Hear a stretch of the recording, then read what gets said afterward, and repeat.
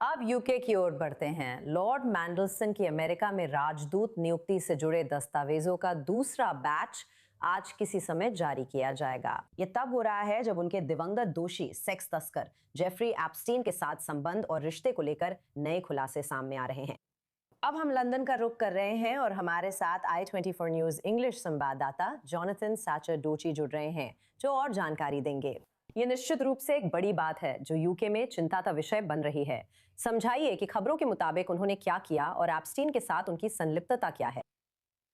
ये हाल के वर्षों में यूके में सामने आए सबसे बड़े राजनीतिक घोटालों में से एक है, जिससे प्रधानमंत्री कियर स्टारमर की सरकार को भारी नुकसान हो रहा है। पीटर मैंडेलसन लेबर पार्टी के वरिष्ठ नेता और पूर्व ईयू कमिश्नर वॉशिंगटन में यूके के राजदूत नियुक्त हुए, लेकिन उन्हें जेफरी एप्स्टीन के साथ अपनी लंबी व्यक्तिगत दोस्ती के खुलासे के बाद इस्तीफा देने के लिए मजबूर होना पड़ा और मैंडेलसन ने इस रिश्ते को एक भयानक गलती बताया है।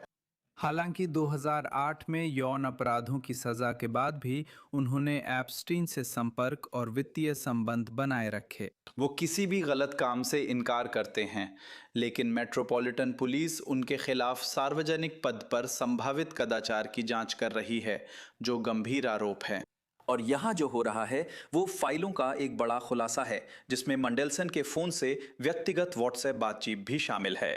ये सिर्फ प्रधानमंत्री और मैंडेलसन ही नहीं, बल्कि वेस स्ट्रीटिंग जैसे कई लोगों के लिए भी शर्मनाक हो सकता है, जो अभी कीर स्टारमर को लेबर पार्टी के नेतृत्व और इस तरह देश के नेतृत्व के लिए चुनौती देने की कोशिश कर रहे हैं।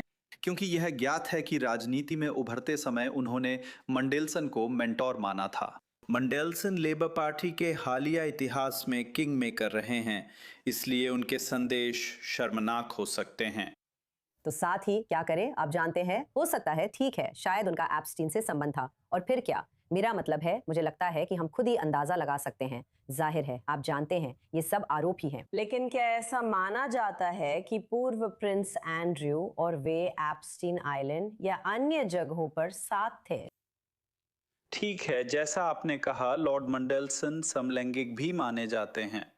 तो उन पर जो आरोप लगाए गए हैं वे एप्स्टीन द्वारा तस्करी की गई किसी भी युवा महिला के साथ उनके शामिल होने की संभावना नहीं है। लेकिन इसके बावजूद यह तथ्य कि उन्हें एप्स्टीन के अपराधों के बारे में पता था और फिर भी उन्होंने दोस्ती जारी रखी, यह स्पष्ट रूप से बेहद समस्याग्रस्त रहा है। और कि कियर स्टारमर को इसके बारे में पता था और उन्हें उन विभिन्न जांच प्रक्रियाओं के बारे में भी जानकारी थी जिनसे मैंडेलसन गुजरे थे। और इन सब के बावजूद जो बात सामने आई वो ये थी कि उन्होंने फिर भी उन्हें राजदूत नियुक्त कर दिया, जो कि यूके में सबसे संवेदनशील राजनयिक पद है। प्रधानमंत्री ने यह सुनिश्चित किया कि उनकी नियुक्ति हो, भले ही वह सुरक्षा जांच में असफल रहे। शाही परिवार की बात करें तो मार्च 2026 में अमेरिकी न्याय विभाग की नई जारी की गई एप्स्टीन फाइलों में पीटर मैंडेलसन, पूर्व प्रिंस एंड्रयू, अब एंड्रयू माउंटबेटन, और जेफरी एप्स्टीन के साथ विंडसर में ली गई पहली ज्ञात तस्वीर शामिल थी। ये तस्वीर 1999-2000 के बीच मार्थाज वाइनयार्ड में ली गई मानी जाती है, जिसमें तीनों पुरुष बाथरोब में टेबल पर आराम से बैठे हैं। और इससे ब्रिटेन और अमेरिका दोनों जगह उन आपस में जुड़े हुए उच्च वर्ग के सामाजिक समूहों पर जांच और भी तेज हो गई है, जिनमें जेफरी एप्स्टीन कई वर्षों तक शामिल हो सका। चूंकि स्टारमर की प्रतिष्ठा निश्चित रूप से घटती हुई लग रही है, हम जानते हैं कि उनके इस्तीफे की काफी मांगे उठ रही हैं। जिस तरह से उन्होंने यहूदी समुदाय के खिलाफ हिंसा और जांच वगैरह को संभाला है, आपको क्या लगता है कि वो फिर भी उन्हें नियुक्त करने के लिए आगे क्यों बढ़ेंगे? जबकि मुझे यकीन है कि और भी उम्मीदवार हैं जो ये काम कर सकते हैं।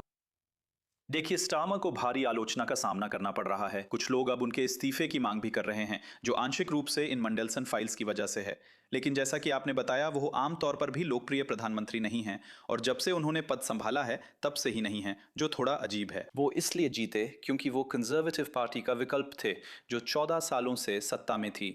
लेकिन बहुत जल्दी मतदाता और वास्तव में उनकी अपनी पार्टी के कई लोग भी उनसे नाराज हो गए जैसे ही वो प्रधानमंत्री बने।